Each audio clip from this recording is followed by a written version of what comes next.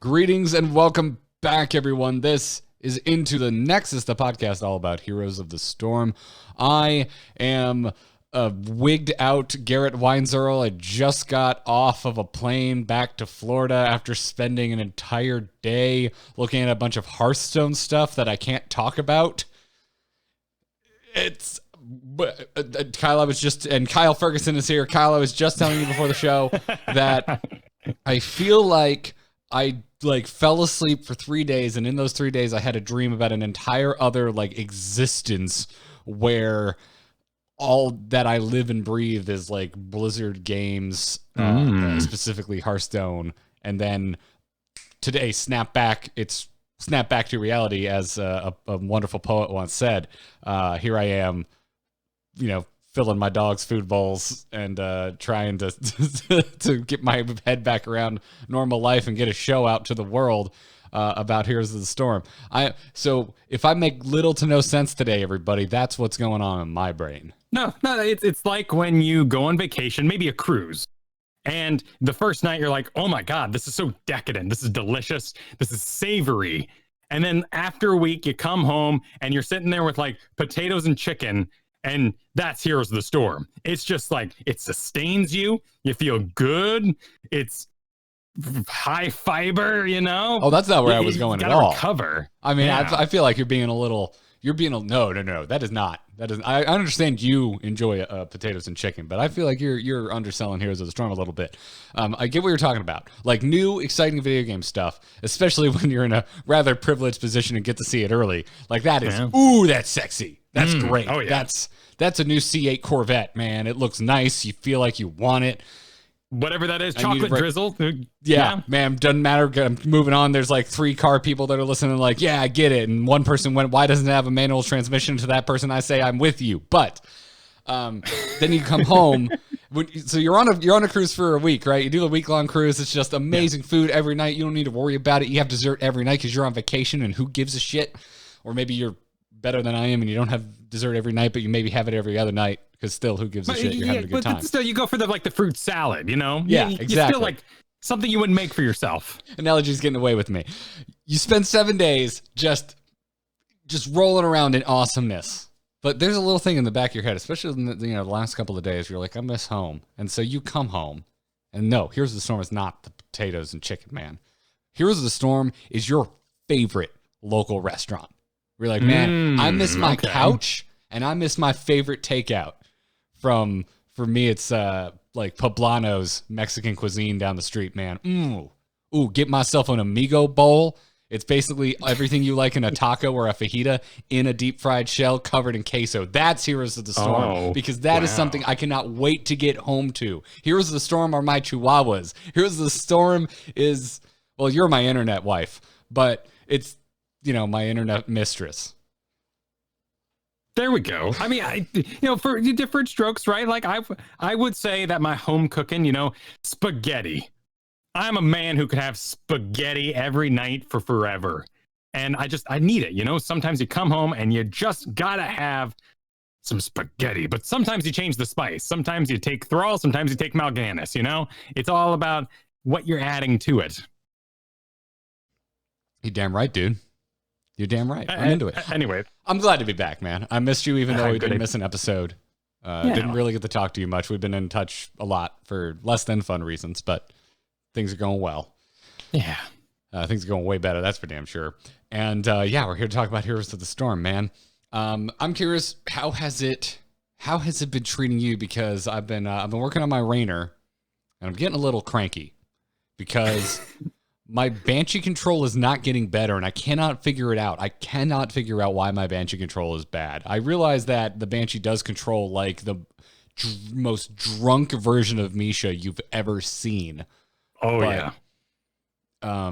I get that. I understand that there's a lot of the delay to the way the Banshee moves. It's way more floaty. Way. It's you went from playing Gran Turismo to trying to control the freaking Warthog in the first Halo, which is trying to drive soap on ice.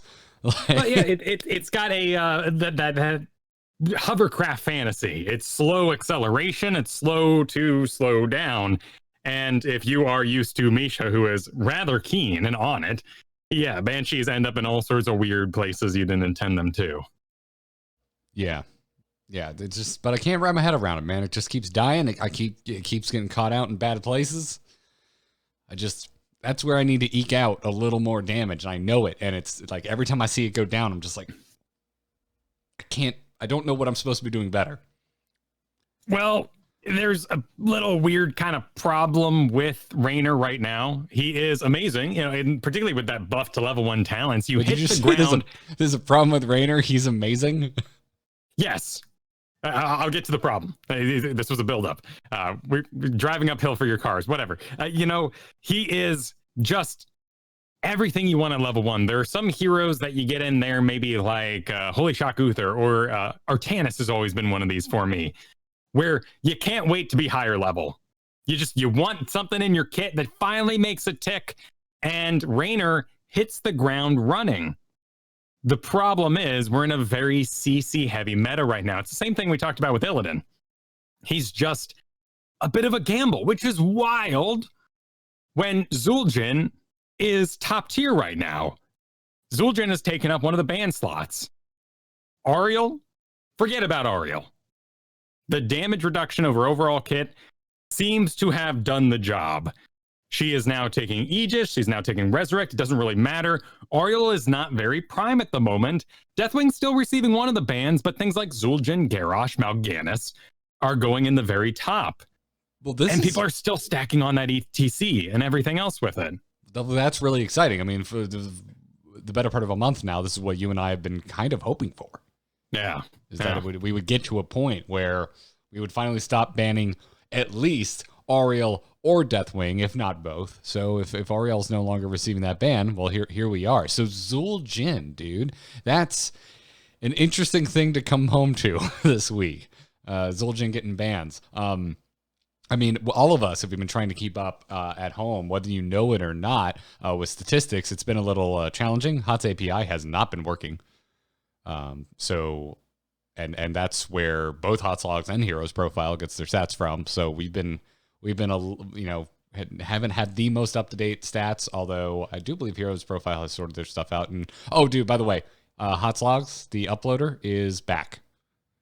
Yes, it is. So you should go get the HOTS logs uploader and start uploading. And we are also sending those replays to Heroes Profile as well. Now, I know I'm an early adapter here, and the second you told me it was working, I ran to HOTS logs and downloaded it and uploaded everything. It was working in real time. I have all my stats again. I can hit my maps and see all the heroes that I've won on which map with. Oh, I miss map picking so bad. I missed HOTS logs for that, and to have my fully filled out profile is just a joy. I'm going to be digging into this all week long. Yeah, man. And probably shocking myself with horrible things I've done since losing my stats. Yeah. As word gets out that the uploader's back, if a lot of you all, it would be a great thing for the website. If a lot of you start uploading all at once, it's very likely that it will slow down how quickly your profile gets updated. But don't worry, it's not failing or anything. It's just going to take some time if we do get a lot of you all uploading at the same time. So, but in the meantime, you were one of the first ones that we told that the uploader was back. So that's really cool that you were able to see your stuff get updated in real time. But yeah, I in a week's time, we should have pretty damn solid stats to take a look at. Which will be perfect because that's our week with Bahamut next week. And we're going to do our analysis of where various buffs and nerfs ended up. But right this week, of course, we're just going with feeling. We haven't had stats quite yet, and we haven't had that 2-week settle period for the balance that happened. I was telling you a little bit about Zul'jin. He's got that, early game, whoops, I completed the 5 stacks, now you can't win kind of feel to him, which is awesome for Zul'jin with the Headhunter. Sylvanas is also one of these ban slots in the top. In particular, I know a number of streamers are advertising that Sylvanas needs a nerf, that she is too good at too many things. She has a burst build, she has a sustain build, she has a PvE build. And when compared to other heroes, I think Raynor is now kind of entering that territory too, but compared to other heroes, Sylvanas maybe does too much. And in particular, I want to highlight Zul'jin and Sylvanas over Raynor because Raynor's 10s just aren't as impactful. And I think that's where, as you mentioned, your Banshee control, just the issue in general comes from. The power spike at 10 for Sylvanas and Zul'jin is amazing. Same with Malthael that we're banning out right now. Same with Zeratul. Mal'Ganis then kind of like loses his way for about 6 levels. And that's the rough part of Mal'Ganis is you get to 10, it's like, no, awesome, I'm complete. And then you got to go all the way to 16 before you feel any sort of impact again. And that's the long road of Mal'Ganis. Gotcha. Okay. So like, is it back to Zul'jin real quick? Is it the oops, I completed it and I'm good? Or is there anything more? Did he just kind of get stealth buffed by being left alone for so long? I mean, you could say that. It's also that he is currently doing a very stack heavy build. He, unlike Raynor, isn't confused about his location in the game. Everyone wants Zul'jin to stack. So Raynor often ends up like top lane Towers of Doom, never to be seen from until the late game because no one else takes the top lane. And that's not ideal. Zul'jin does Headhunter. So every takedown he gets increases, basic attack. He eventually, Zul'jin's takedowns against enemy heroes permanently increases damage in the quest. And then, of course, increasing that basic attack range once it's completed. At level 7, you get Arcanite Axis. So we're kind of doing a little bit of everything right now. It doesn't really matter if you go Taz Dingo. It doesn't matter if you're going Guillotine. Arcanite Axis is more stacking. So all across the game, you are having this continual momentum that brings Zul'jin to victory. And maybe, Sylvanas has that. Maybe Raynor has that in his level 1 quest, but it's just not as insane. And Sylvanas has an amazing level 10. Yeah. I just after the kind of buff that he got last week, I was very excited about Raynor, and so that's why I've been kind of dusting him off. And also sometimes I can't get Sylvanas. So, but it looks like maybe I should put a little bit more time into Zul'jin. How's your Zul'jin these days? Because that used to be like your jam, dude. I haven't seen you on him in a while. No, it's pretty frontline heavy in that way. I mean, I was talking last episode about how I'm tempted to just like put a vote up on my Twitch and Twitter and be like, hey, what do you guys want to see next season? Because I'm kind of ready for a tank change up. I know what Zul'jin needs to such an extreme degree that every time I see him, I go tank. And anytime it doesn't happen, I assume he wouldn't work in this comp in the first place. So I'm still tanking. I really, really want to play it again. I really like him on things like Braxis. But it can be just so team reliant that losing feels crushing. And I think that's the main reason I haven't been on him. Okay. I feel that.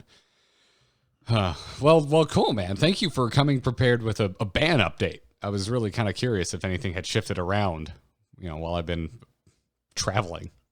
I mean, of course, this is my league and, my particular Diamond Games. Deathwing is still at the top of ban popularity with he's wild. He's crazy. Kael'thas, Ariel's leaking off, but I think you'll definitely start seeing Garrosh bans again.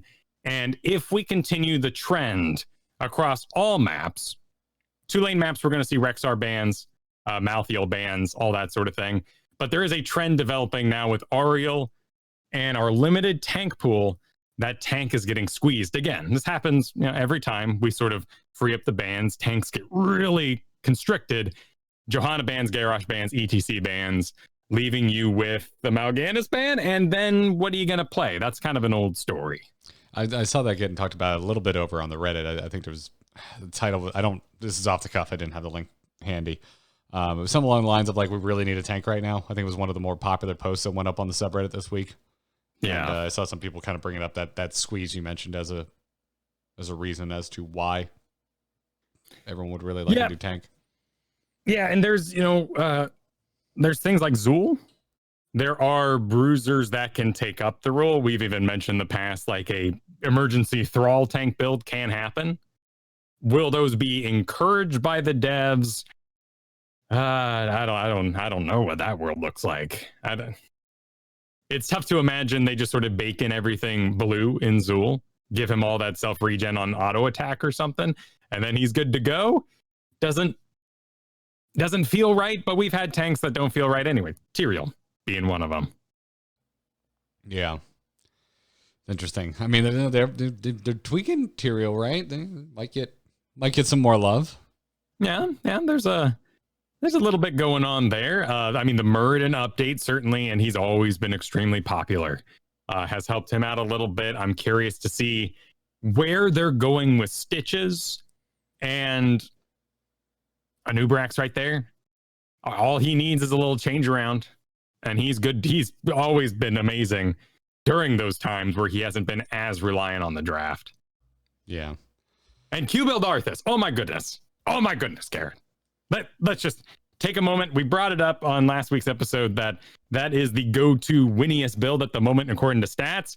It is a delight, let me tell you. Oh, dude, you and I squeezed in a couple of games together before I left, for the Hearthstone thing, and you set my Orphea up beautifully with some Arthas play, and you went Q build, and it was nasty. Yeah, the spamming that you do, reducing its cooldown by 3 seconds at level 4, along with the increased range, mana cost or fun into 7 with the always heals for 50%. I mean, we played those games pretty close to last week's episode, but it was just in my brain. I was watching you do it, play with, just Q, get kills, get do that little bit of extra damage we needed to secure a kill. And all I could think in the back of my head was, this feels very Uther. And that's exactly what you were talking about during last week's discussion of the Uther nerfs, is like, hey, maybe Arthas is the new Uther, but he doesn't bring heals to the party outside of healing himself. Well, I mean, let me tell you a little story. Most Uthers don't either. Most Uthers are holy shock machines, and they take care of just themselves, leaving your poor, what he thinks is a double support assassin out to dry. You get a little something out of your wave. It's not nothing. Yeah, I mean, I've been killed by that wave too, and I think that's the fantasy. So a lot of those things are aimed forward rather than backwards. I do think, though, that taking that cooldown down to 6 seconds, just continual poke, self-sustain into it. And if if you're taking care of your own self-sustain without a mana cost, that is where it is. Oh, you've been in the solo lane as Arthas. You've been there, and Lunara shows up and is like, haha, and your health just starts decreasing. So you're like, okay, death coil myself. Oh my goodness, my mana sucks. The mana cost is refunded, and then you're healing every 6 seconds. That means you can go Syndragosa, and it's not insane. No. Your self-sustain comes online at 7 rather than 10, and you free up your 10 for a huge invasion heroic, which is extremely aggressive. It's wonderful. We started playing those games like we do with the Sylvanas, and we didn't have a Sylvanas on our team in any of those games. We were just we're moving up on the keep. The towers are down, and even in some cases, even if the towers aren't down, is the gate down? Cool. Turn everything off. All of it. Let's just fight under a keep because we can. It was nasty, man. Those were some fun games. Turn around a Stitches Gorge, just the power to just throw things together when otherwise they would be at their most dire with building damage coming in. Yeah. It's, I'm really, really sold on him at the moment, and I'm excited to see the community view acceptance rise in him and get him into league right now. Because right now I'm doing this all in quick match, unranked, just having fun with it, but it's good. Yeah.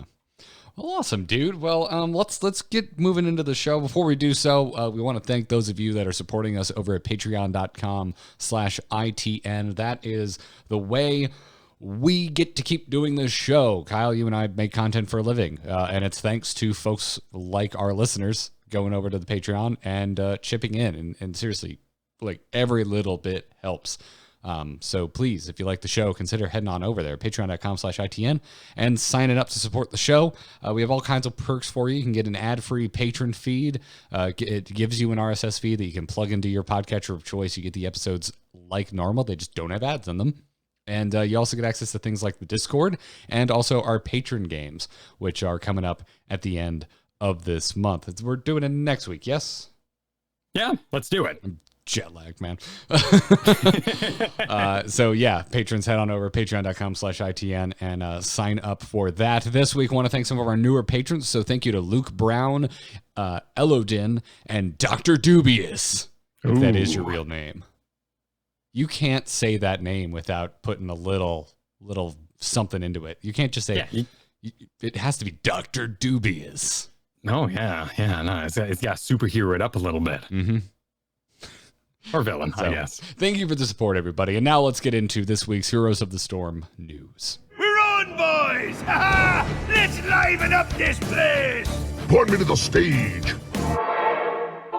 Stay a while and listen. Mom in chat room wants to know if, because they chipped into the Patreon, if we'll come to their wedding. I mean, I would if I could get there. Yeah, where's your wedding? Yeah, is it in Florida? I'll be there, man. Let's go. Let's do this.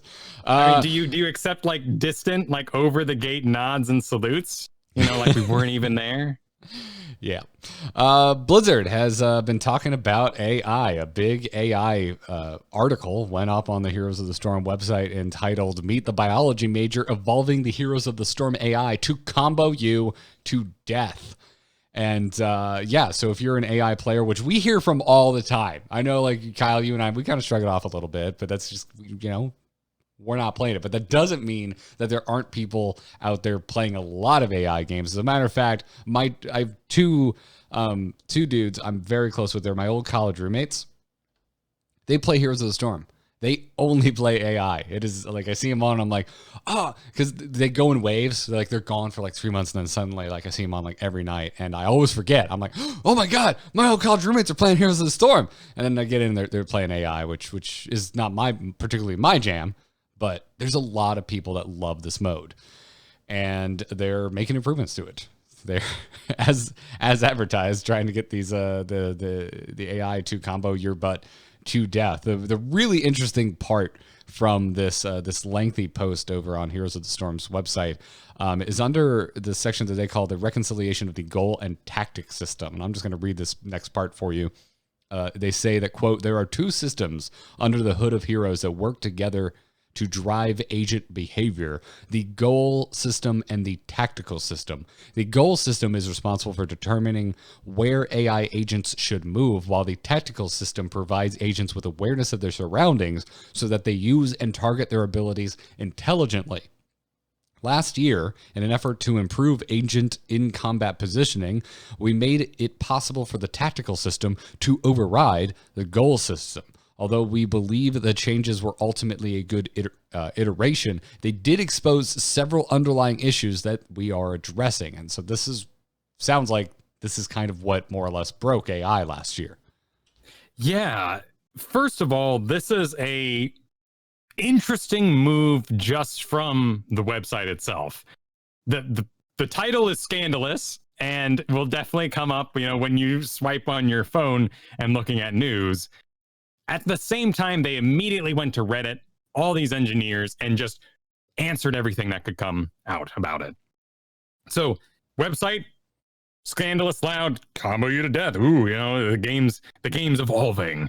And then they got real with us over on the Reddit. And I really like that approach. For one, they are working on at what state of the game does the goal system and the tactical system take over? And they were mentioning, like, in the late game, the system wants to soak, because statistically, scientifically, and certainly if you are someone with a lot of game knowledge, it's how you're going to get back in the game, not continuous team fights while down 2 levels.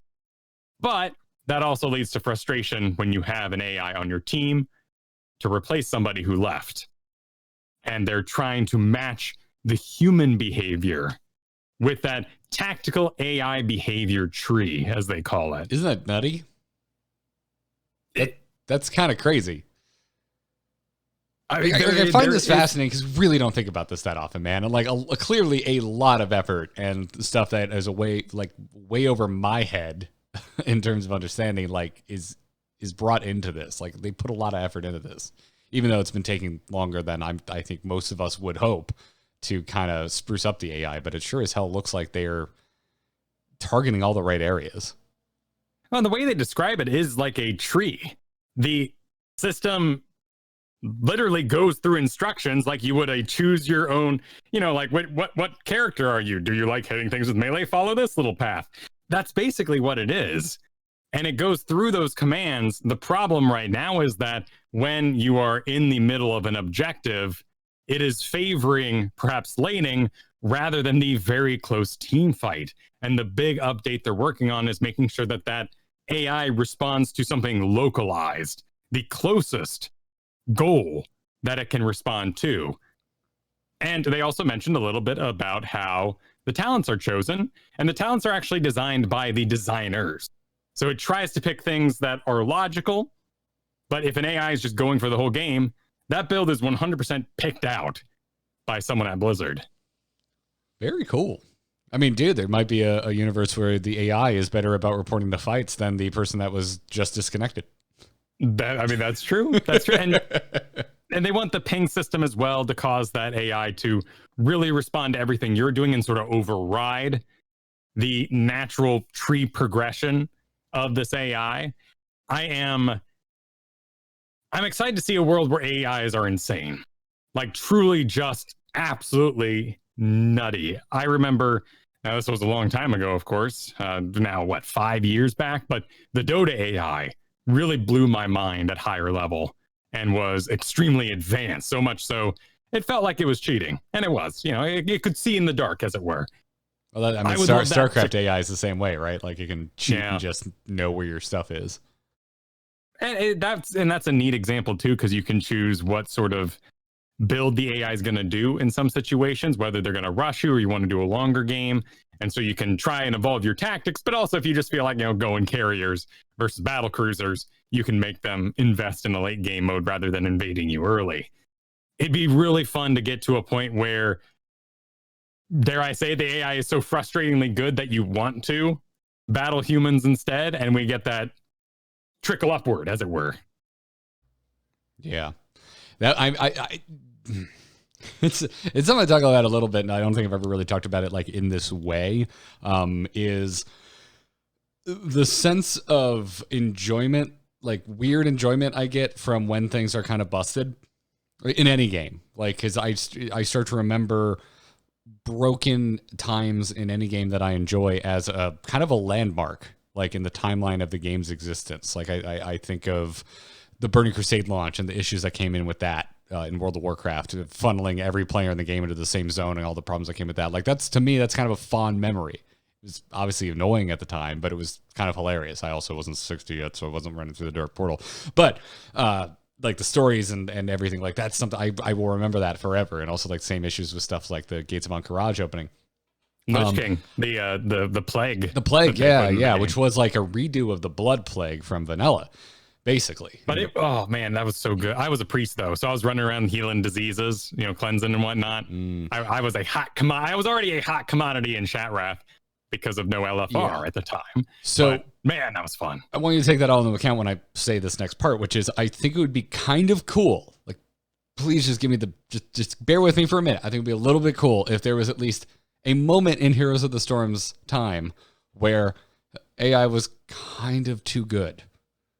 Like, it would be kind of interesting. I think it'd be really cool if they overshot this a little bit, is all I'm saying. Like, make it so that you can tune it back. But, like, I don't know. Like, kind of, I would love it if they're like, all right, AI improvements are out. And then we start noticing that when people disconnect in our games, that they are significantly more lethal and capable than they were before. Like, even at upper ends of play. I think it'd be kind of hilarious to have a week like that where AI is just murderous. And obviously, not what they're going for. But right, the next anomaly is disconnects wins.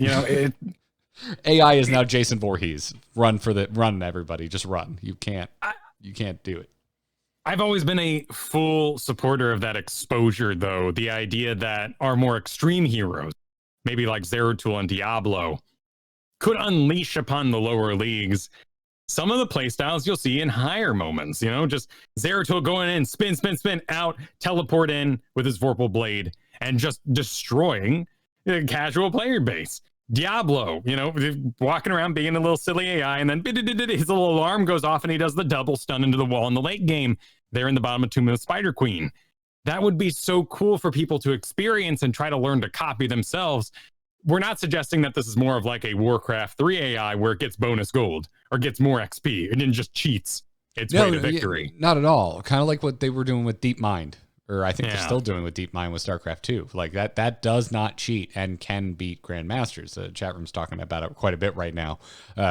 it's usually the butt of my joke for every BlizzCon is, oh boy, we're going to take any time at all during the opening ceremony to talk about DeepMind again, aren't we? But like in reality, it's a really freaking cool accomplishment of artificial intelligence is that DeepMind has gotten to this point where it can actually win games against Grandmasters. But not every game against Grandmasters. Like DeepMind actually has like a win rate and it doesn't cheat. So it'd be really interesting if they could get AI to that point in Heroes of the Storm. Obviously, that is not, I cannot imagine that is actually their goal. I'm just saying it'd be I think it would be entertaining if for at least a short stint they overshot it and AI was too good.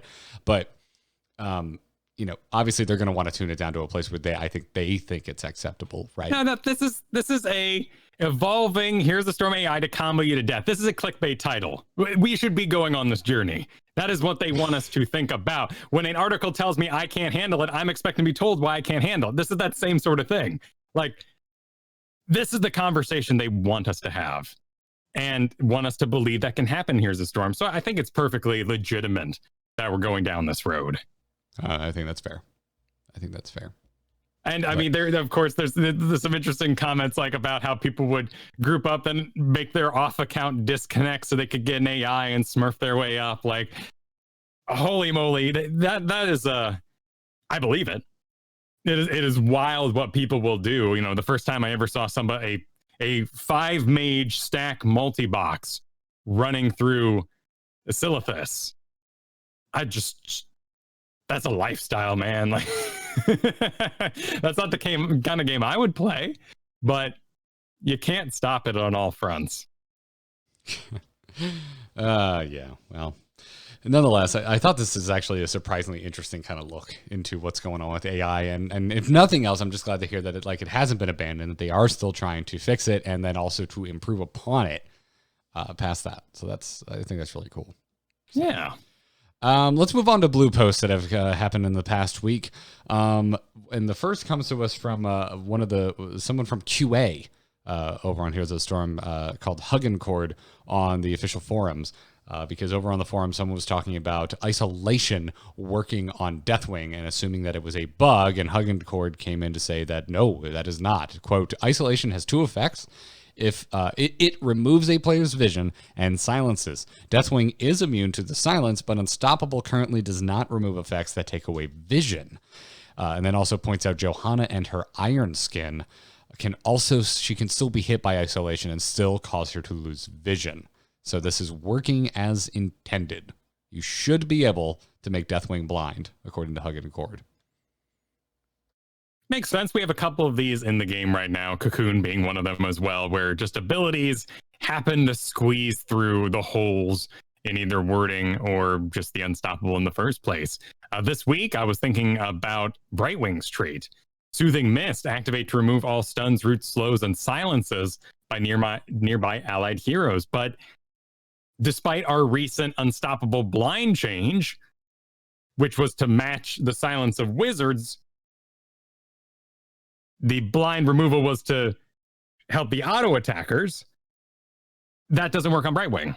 Brightwing still can't remove blinds because it's not a full cleanser and a full Unstoppable in that way. And should we shore up those things? Should isolation not work in this way? It's kind of cute that you blind Deathwing, honestly. I mean, I'm not blind. I isolated him, I guess.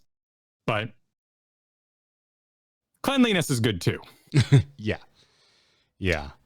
And then also there was just a very kind of just fun post that was titled Heroes of the Storm 2 over on the subreddit. And the original poster was just going into like, it wasn't what I expected this to be, frankly. I thought it was going to be kind of a let's redo it again and like have a bullet list of somewhat actually achievable and sane requests. But no, it was like Deathwing and Arthas and heroes like that should be way more powerful and they should be able to summon entire armies. And it was just kind of a fun like case study in hopes and dreams for ridiculous versions of the game.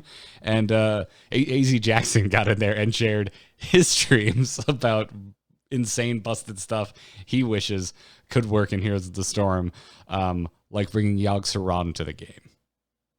Yeah, talking about an ult where Thrall could have his spirit wolves actually fighting with him.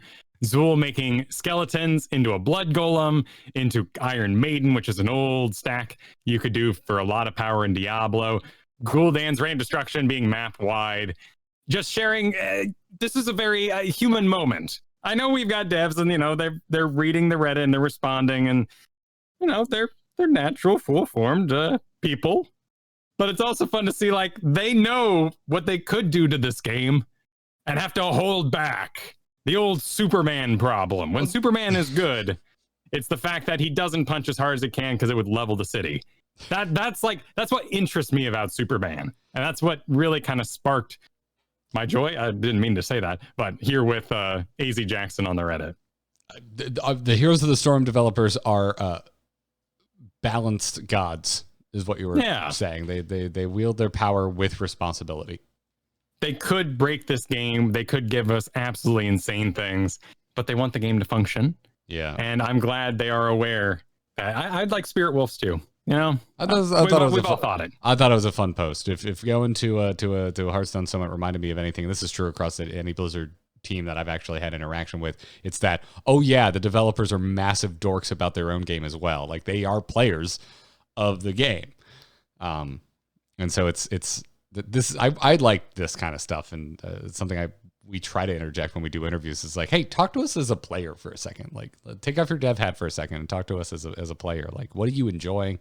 What would you like to see changed, even outside of the dev, circuit? And sometimes it reveals really, really kind of cool and unique stuff. And obviously, AZ Jackson's hopes and dreams here are bonkers, but it's fun to hear from nonetheless. So. Well, and I was reminded this week looking through old Reddit posts that Butcher, the Flesh Carver, has a cleaver, but when he came out 3-some years ago, there was no cleave on him. And so they put it in because it just thematically worked. And that one became the level 13 cleaver, where your 35% of your basic attack damage is dealt around the target. Like sometimes this stuff does get through. So despite all our Xaviering in our previous episode, I'm excited to see what the future holds. And we are coming up, it's getting to be that time. We're about a month early, and I fully expect with the current iteration of things, doing the 4 seasonal events a year, that we will possibly see that new hero in a month and 2 weeks with that season roll. Ooh, it'll be interesting. No teases, man. I got nothing. I have no idea what the next hero is going to be. No, they kind of, with that previous post by Cannon Brew, sort of maybe purposefully took the win from my sales on getting our Naga because of the tail business, but it could happen. I don't know. This is a really exciting one though, because we know that when HGC got canceled, they basically as a team turned around and said, Deathwing time. Let's do it. It can be done. Nothing is stopping us. And they went ahead. But a lot of our other heroes of the year, Anduin, Imperius, and Kira, were all from a previous pipeline. So we know they're capable of great feats. And we know that they are aware they're out of an HGC time period, even though, let's take a hot moment to say, oh my goodness, Heroes of the Storm is making quite the comeback. A lot of returning streamers, a lot of pro players getting involved. The CCL that just happened across Twitch is going to involve Dreadnought next time. There are a lot of people spinning around heroes right now.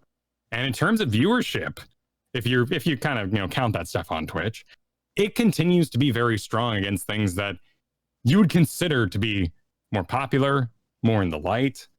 This game has a lot of life in it, and heroes always bring people back. It's a very important time for the game. I heard from a surprising amount of Hearthstone folk at the summit that they were playing heroes still, or again, and had come back to it.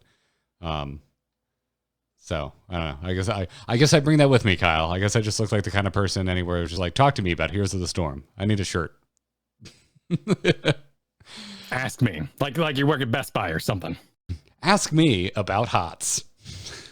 Just come over. Oh, I see your shirt, and I just go, yes. What would you like to talk about? What is your favorite hero? Yes. Who is your favorite hero? Don't say. Oh, I don't know who actually makes me mad right now. That's a good Phoenix. Phoenix. Hands down. Yep. I got. My goodness. Oh, I got to own a Phoenix earlier though. It felt really good. It felt really good. When they think they have it, they're not having it. it's delightful because they teleport all wrong at all the wrong moments. But man, I really think Phoenix is sneaking up as well in our own home stats, even though they might be a little weird right now. Phoenix is at the top win rate, below Lost Vikings again, who has taken the very top, above Deathwing and Kerrigan. We talked about Kerrigan in previous weeks, but Phoenix is a sneaker. And it could just be the fact that some of his less interesting talents or maybe accidental picks got better.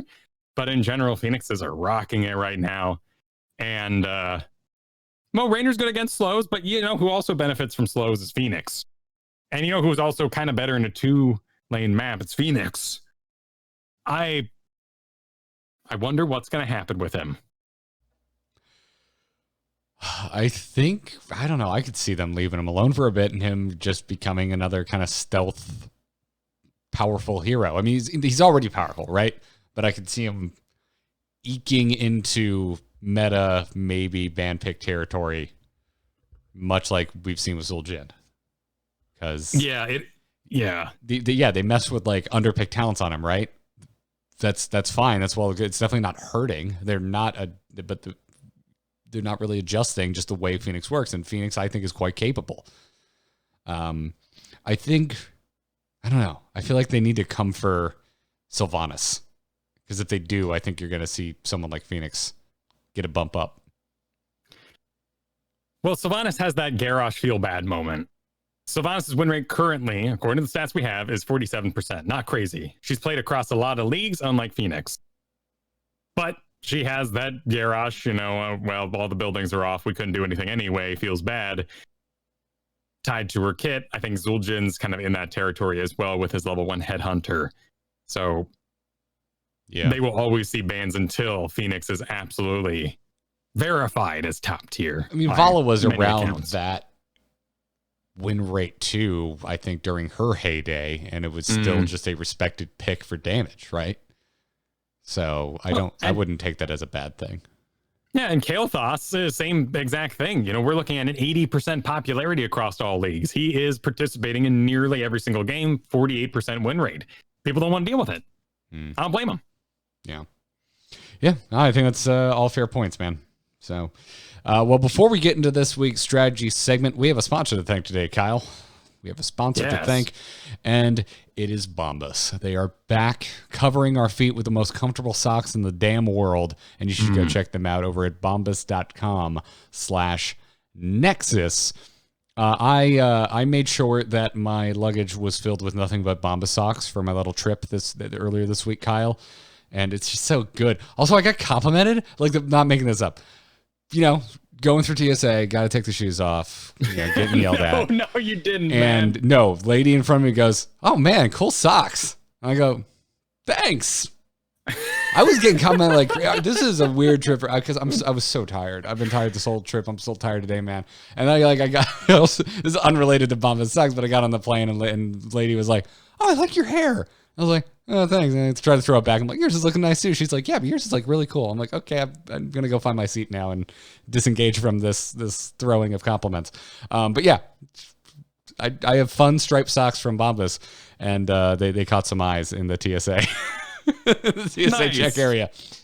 So you should go check them out. I know we've talked about them before, but if you're unfamiliar, they provide support for your feet in socks. I didn't know you could do this, but they have arch support in the sock. It was built-in special arch support. It's supportive, but it's not too tight. It's like a nice hug, but for your foot. Just think of it as a foot hug, for lack of a better word. Also, there's no toe seam. I didn't know this was a possible thing. It's kind of blowing my mind in terms of sock tech, but Bombas has gotten rid of that little ridge on the top of your socks. It's not there anymore. It's smooth. It's wonderful. It's comfortable. It doesn't get caught up in my shoes.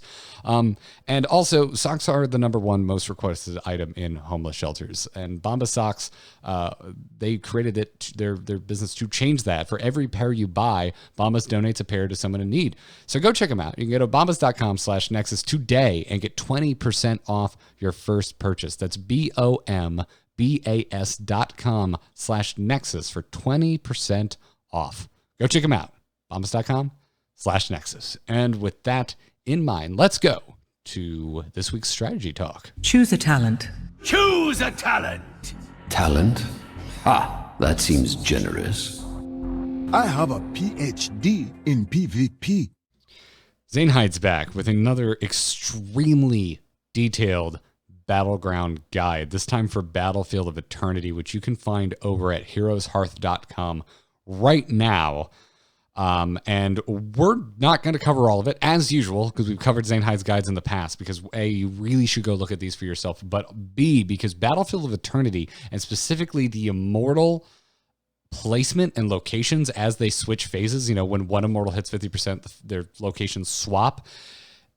Zanehide made graphics for every possible location and how that can and should affect your strategy. And that is something that we're just not going to talk about because so much of our audience is audio only, and I don't think it particularly translates well. And I think you should really go read Zanehide's guide in full. But we are going to talk about some of it now because some of it's just a really good refresher to remind you about. And also, I learned something. I'm sure something stuck out to you as well. If you want to get the short version of those visuals, it's a lot like anything we've talked about with placement across Tomb of the Spider Queen, any of our maps. As one lane pushes out, your safe areas, the bushes you can access, the avenues you can travel in, expand. And as you are pushed in, they're restricted. So you can think of the Immortal with its stunning, with its damage that provides, with its spinning business, while it's being channeled, objectified, rather than summoned. That is an area that is safe for your team. And you need to always be thinking, I'd love kind of like a Hanzo Diablo sort of wall visualization. If there was a blue line, imagine in your head, that draws across the map and occupies different bushes and different spaces, in this case, on this map, vents, that are now safe for you to go into because your Immortal gives you control of that area. Yeah, it's a great way to kind of run it down. So do you want to kind of start with the basics of just Battlefield of Eternity as a whole? Yeah, it's worth just saying the basic statement that this is a 4-1 split map with 4 in the bottom and 1 in the top. It has been that way for a very long time. In terms of why, he doesn't really bother getting into it. If I were to give you the short version, it would basically be that if you invest, let's say 3-2, or you do a different numbered split of your choice, one person in the top could defend that at the wall while your bottom's losing. One hero in the top can, with safe play, be pushed into, collect all the XP at the wall. So there's really no reason to see if you can get creative with that split.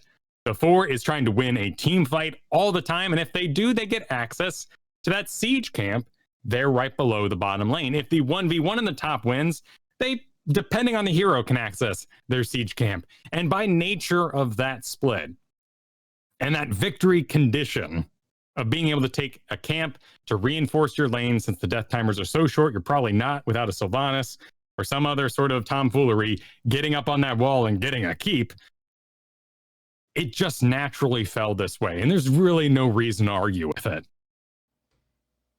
Yeah. I like the timings that Zanehide brings up in here because it's something I haven't really thought about in a while. And Zanehide says that at 2 minutes, you should just start taking bruisers. And the goal is that around the 2-minute 45 mark, that your bruisers are ready to start pushing behind the coinciding wave that should be moving just past your bruiser camp at that 2-minute 45 mark. And then you're going to, get that meat in front of the mercs so that you can actually get some tower damage in.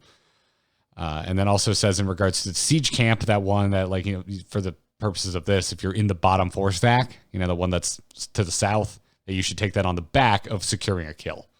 But there's not really a timing for that. It's just like, oh, you got a kill in the 4-man? Cool. Take the camp. Yeah, these are pretty well enforced walls, and when you are safely behind your wall, unlike Hanamura, so there's not a lot of avenues for people to get wild and get in there and get you. So if you need to do 1-1 and 3 on the camp, as long as you're doing it at the right time, this is fine. Ideally, of course, one person can leave the 4-man and go take them bruisers in the back, but it is perfectly okay and superior as long as you're hitting that timing of 245 to excuse anybody you need to get that camp done. And I think that's one of the harder things to do. We're seeing Rhaegar kind of lose some popularity right now. Maybe we just have less streamers and pro players harping on it, but your support farts off, goes away, and people start taking poke damage, get worn down, and start losing their lane while he's dealing with a camp. So it's a lot more popular right now for Rhaegar plus Vala or Greymane to go take that. Not even let's Greymane solo, just get it done with whoever. Yeah.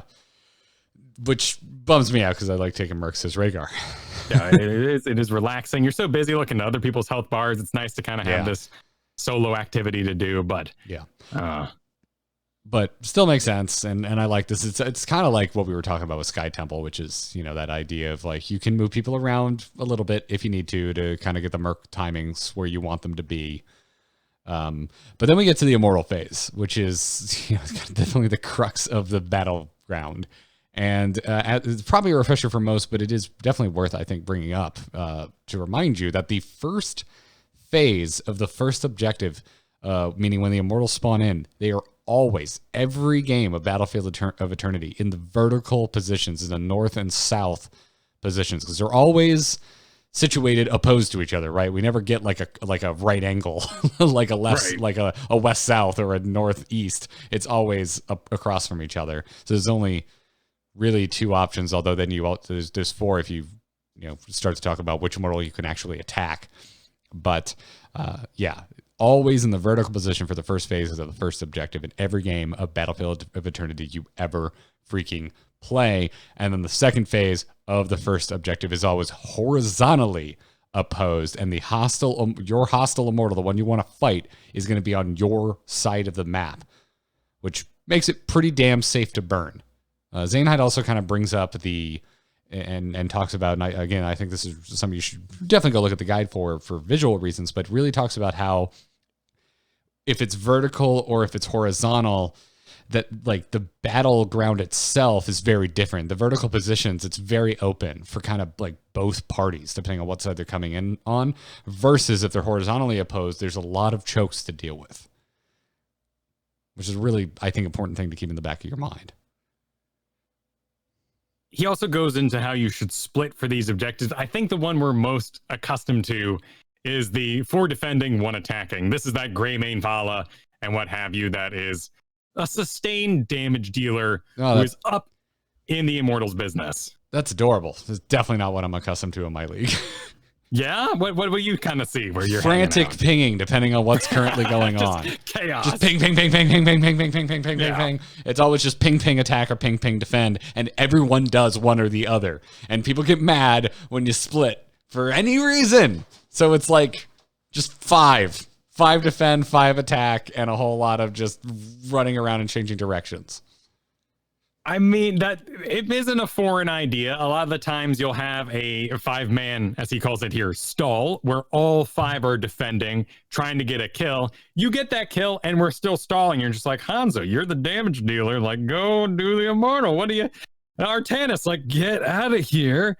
Go do the objective. And, of course, the 5-man attacking, which is the race, where sometimes your very first objective, both teams have no idea which draft is better, and you both have at it as hard as you can and see who can win in the end. And then adjustments are made after that, which is fine.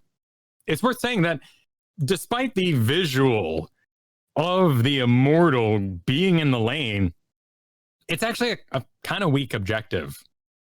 And since you are drafting for PvE burn in the first place a lot of the time, it doesn't last a particularly long time. Unlike something like Infernal Shrines, where we can be more team fighty or zony or even global or have all these other objectives in mind. So when an Immortal does get free in that case, when the Punisher comes out, that whole team can be like, we don't have a draft for this. Our tank isn't even gauged to catch this. They're dead in the water. The very nature of the draft means that the objective here, when taken, should be weaker. And you shouldn't give it all away in that case. You're losing the objective, find a superior position. Go take the enemies, maybe bottom 4. Trade something else, rather than just racing with no victory possible.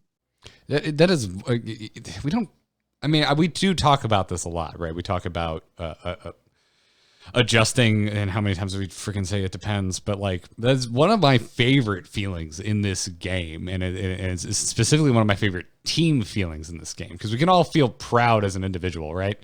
But one of my favorite team feelings in Heroes of the Storm is when you make a winning play in a losing situation. And that's what you're kind of you're describing right there. And it doesn't happen that often. And I don't know what we can do as a community to make it happen more often, because I know we preach this that like it's better to be wrong together than correct alone, because you're just not going to, you can only affect so much change as a single player in a game of Heroes of the Storm. But damn it, like when you're losing the Immortal and there's just, you're not going to win it, like making that call of, all right, well, that lane is prepped. Let's just push that fort in. That feels great. And you got value, and you accomplished something, and you gained some map control. I wish there was a way to shore that up, to make that happen more consistently in pickup games. I mean, it is a difficult concept for sure. Acknowledging you have a Nature's Calling Lunara, a Nazebo, is extremely powerful when you say they're winning the top objectives in Sky Temple. Let's go take their bottom keep. You actually have to have speed and the ability to get that building done. Otherwise, yeah, the lane is nice if prepped and ready to go, but it's not going to go fast. Then you're all dead. Then you didn't hearth out in time. You weren't able to run away in time. They got the objective and the kills, and you got half of a keep. So it is a complicated idea, even if we could somehow educate the entire player base at the same time. Yeah. One thing I really like about this guide as he goes further into it is this idea of artillery heroes. And in particular, he highlights Li Ming and Hammer. And we see Li Ming a lot on this map. Very rarely do I see a Hammer.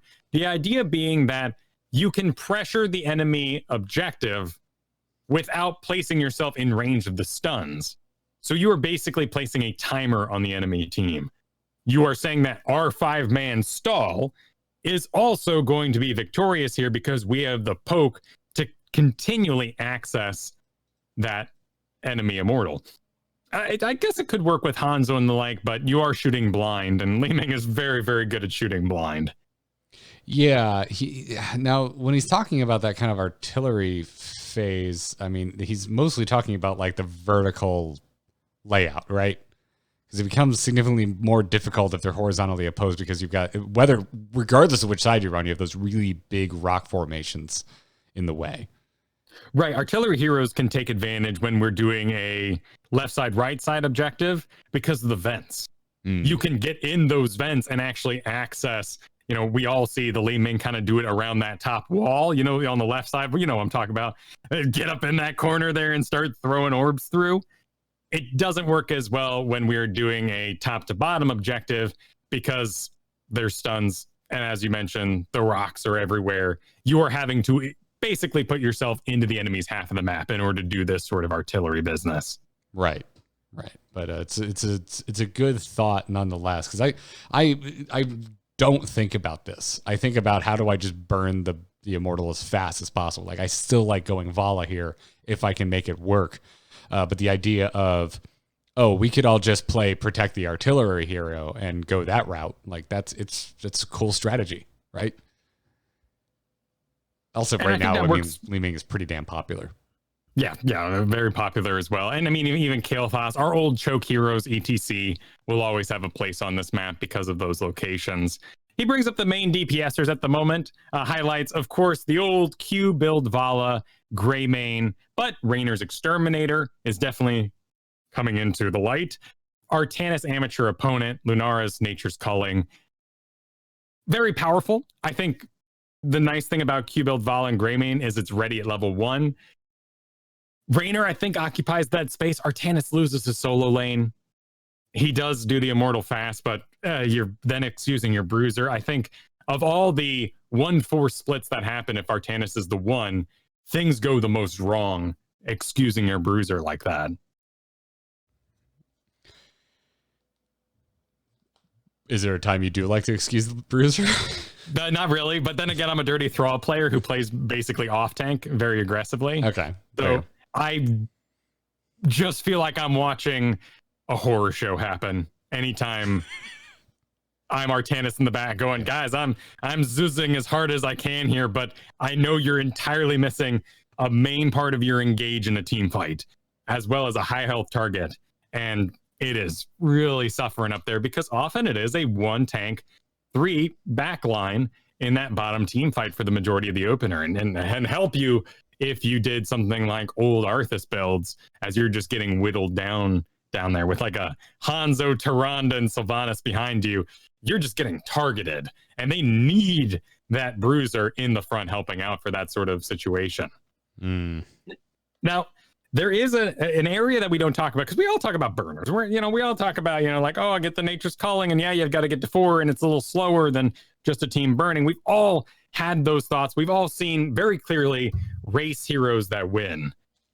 Displacement heroes are something that everyone should practice, or at least find on their kit what can do this idea. The idea that during an immortal defense, you can stun, or even more powerful, move somebody into one of those 2-second stun circles is so darn amazing. You see this in Grandmaster with Alarax. It is spooky, man. Nothing is quite as awful as thinking you're perfectly safe, burning your immortal, and then Alarak comes in, not going to combo you, just pushes you into one of those circles and stun for 2 full seconds. If you are an ETC player, if you are a Mal'Ganis player that can sleep somebody for a long time in one of those areas, no matter what, if you have a pushback of any kind, you need to get in there versus the AI and really think about how you can aim that correctly and position yourself to push somebody into one of those stuns. It's the maximum level of having to mind your surroundings. Yeah. And something that becomes increasingly, exponentially more dangerous as you get into coordinated play. Right? Because then, they're trusting the Alarak. They might be talking to the Alarak. Like, hey, man, you ready? Then it's not just a 2-second stun. It's a 2-second stun that's followed up by an invasion and you die. And it's just, 2 seconds is a long time, of course, in this game, but it is something you can do solo. And I think everyone out there who looks to climb is looking for more opportunities for solo big plays. And this is so insanely one of them that we tend to ignore because it is tough to get good practice when we have so many maps in the pool and so many situations that come up. But man, if you're sitting on an ETC, Mal'Ganis, or any of those, or even Raynor, what have you, you need to be thinking about this at all times. It is a huge play to make. He goes into globals a little bit, pseudo globals, talks about Dahaka, Falstad, Illidan. This is more for what you call a side soak, a 4 heroes defending while you have a side soak going, so that you can hopefully get an XP lead and then surge forward, win a team fight, and become a 5 attacking kind of style objective. Well, it makes it a lot easier to have a proper lane presence for a little bit longer going into the Immortal phase, doesn't it? Definitely. If you're dealing with things like Lunara, where Nature's Calling is not an early talent, but it's after the first objective for the most part, you need to be thinking about who's going to be able to get Lunara that level 4. And I would also include someone like Zeratul in this. If you want to get really cute, you can do Medivh, Genji, the sort of things that work on Braxis, Maiev, to move from lane to lane. Of course, Dahaka, Falstad are going to be your go-tos just because everybody likes them. Nobody's really tilting on it. Illidan, there's some nice camps for him. Yeah. Well, cool. Well, folks, again, to remind you, you should head over to heroeshearts.com right now to check out Zane Hyde's full Battlefield of Eternity guide. Some really good stuff in there and a lot of really good visuals to go along with them to kind of guide you through the Immortal phases and all of the different possibilities as far as their placement and how to kind of address the way that placement manipulates the fights on the battlefield itself. Highly recommended. These have been really good. Yeah, he's got a lot of knowledge. Whether or not you find his approach, some call it abrasive, doesn't really matter to me. He is sharing some really high-level thoughts, and it is worth humbling yourself for these guides. Some good stuff. It's good reading. Absolutely. Well, let's take a question before we wrap this episode up in this week's email segment. Darkness stopped calling. Does anyone else hear that buzzing? Hold on. Darkness just texted me. You can send your emails to itncast@gmail.com. If you're supporting us on Patreon, you can drop us a message right there in the Discord.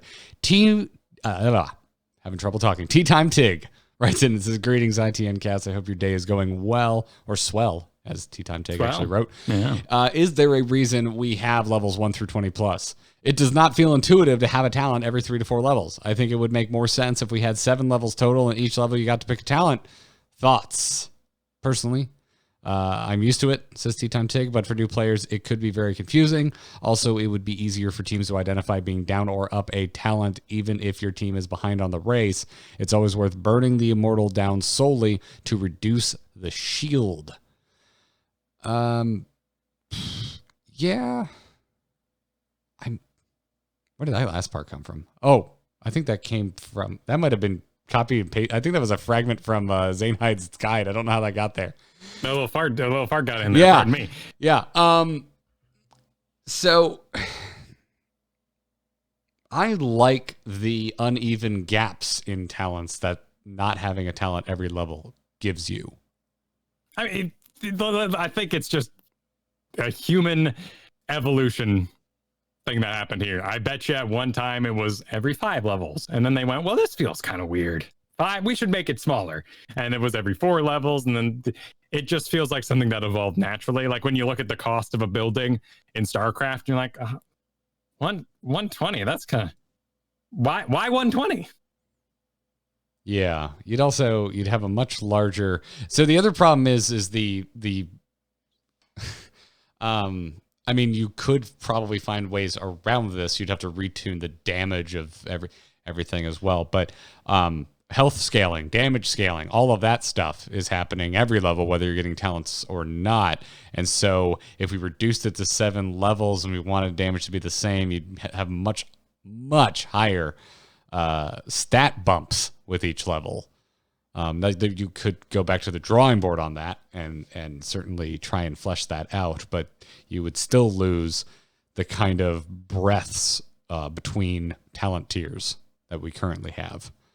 Unless you artificially lengthen certain levels, like more so than other certain levels, which I wouldn't want to do, because then you just get into a weirder, more difficult to understand situation of like, well, 7 to 8 takes way longer than 4 to 5 for some reason, but not 8 to 9. That's actually quicker than 7 to 8 because we just wanted to have a bigger breadth between whatever talent you're getting at 7 and what talent you're getting at 9. Sounds like a WoW expansion. Oh, just a little shade throw there. I don't know how, but I'm just going to assume you're throwing shade. I mean, this particular last expansion, man, was a shock, particularly when you were like, 3 levels from max and some 4 level down guy jumps in, solos the whole map, and then leaves. And you're like, well, can't do that in 2 levels, bro. Oh, you don't like scaling. No, I don't like scaling. But yeah, I mean, it sounds like you should just not play a priest and you should go play a demon. It sounds like your actual complaint is you don't like demon hunters and you're playing a priest, and so you're jealous. That's what it sounds like. I was a warrior, but yeah, it's spinning all the same. Yeah, lots of colors flying around. I do think, though, that yes, that exponential, I do like how the levels come in at regular increments, because you do need to be aware of them, and kind of that flow that they have right now, I think, is very readable. And I'd really like to, take this opportunity to just kind of highlight that I don't feel like we've been in a, oh my God, they're 2 levels up, we can't do anything problem in a while. No, and I really like that. Especially if it's not a talent tier. That's one of those 2 levels, right? I mean, Jagged Pixel's talking about in the chat room right now that having the ability to force a fight before your opponents get out of your talent tier would be lost in the system that Tea Time Tig is suggesting here. And I agree. That's part of that, right? Like, we're incentivized to pick a fight, even if we're down a level, even if we're down 2 levels, if we're on the same talent tier, because if they take over to that next talent tier, that window is that's a much skinnier window to try and gracefully slide through. Right, and it wouldn't be as readable. We're looking at they're 7 bars away from getting the next talent tier, the level 6 to 7. We need to do something now, but what's the reward for that enemy in that case? And being 2 levels up with health and damage is a good reward for taking those early objectives or keeps and what have you. Yeah. And it's just it's insane, because we go in and out of these different metas, and sometimes 3 levels up, 2 levels down, what have you, is just too much, and there feels like there's nothing you can do, even with the intense amount of trickle XP that's in this game right now. it feels like it's other factors. Feels like a better draft. Feels like better talents. Feels like better plays. And I really like that we're in that space right now. And for the most part, everyone is pretty aware of the level, 18, 19 fight. I really like that general information is out there and that our level 20s have become that important. And I think that's why we're having those battles right now. Look out, everyone. Mal'Ganis is going to be moving up to 15% faster if we don't fight here at level 12. Who cares? But we all are aware that level 20 is something big and it's worth just trying something, a boss steal and what have you. And the fact that the game gives you that pressure in that moment is just natural. And I really, really like where we're at right now, whether or not you agree with,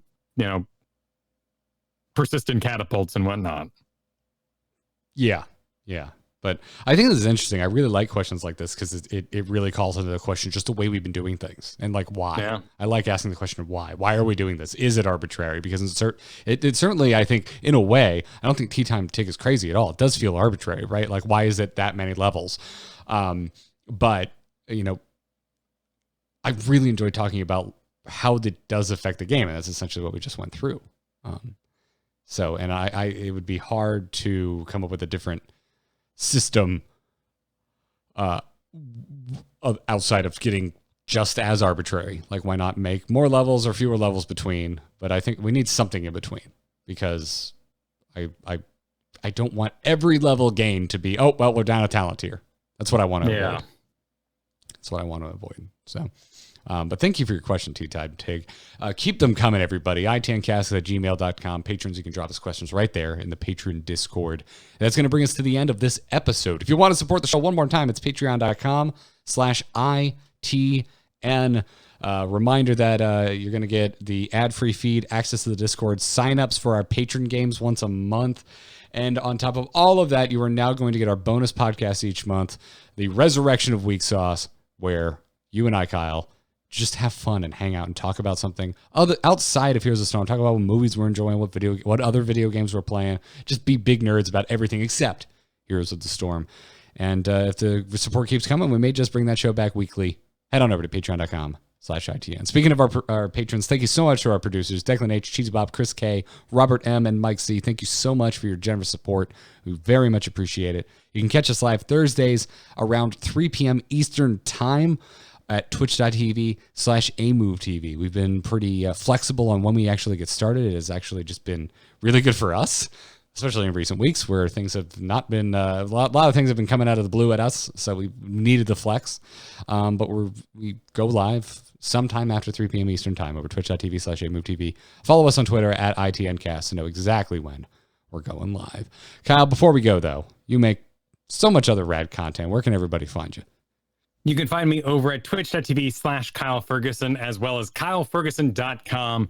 This coming Tuesday, DM Gives Inspiration, the 5th edition Dungeon Master Dungeons and Dragons advice show of about 15 minutes each, is returning. And I'm very excited to bring season 4 of that show back. But I do want to take another hot moment to just thank the patrons again.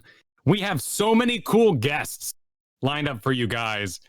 I'm happy to reveal them. You all allow us that time, that communication to get those guests. And we really, really are excited to bring you some awesome shows on the horizon. That's some cool stuff, man. But as a reminder, Bahamut next week. Yep. There's another one that we haven't confirmed the day, but y'all are going to be stoked. Oh, yeah. Oh, yeah. It's going to be good. Oh, yeah. It's going to be a good one. Outside of that, folks, outside of that tease, you can find me on Twitter at Garrett Art. Follow me on there for random musings of teasings of all kinds of things that I can't actually talk about yet. AMove.tv is where you can find all of the podcasts that I produce, this one included. Go check that out. Go check out The Angry Chicken. An episode in an amount of time that I cannot specify will be really interesting. And it's sooner than you probably think. That's as much as I feel comfortable teasing over there. Also check out WoW Killer, AMove.tv. I have a feeling Let's Talk About Star Wars will be coming back because Clone Wars comes back tomorrow, Kyle. Oh, yeah.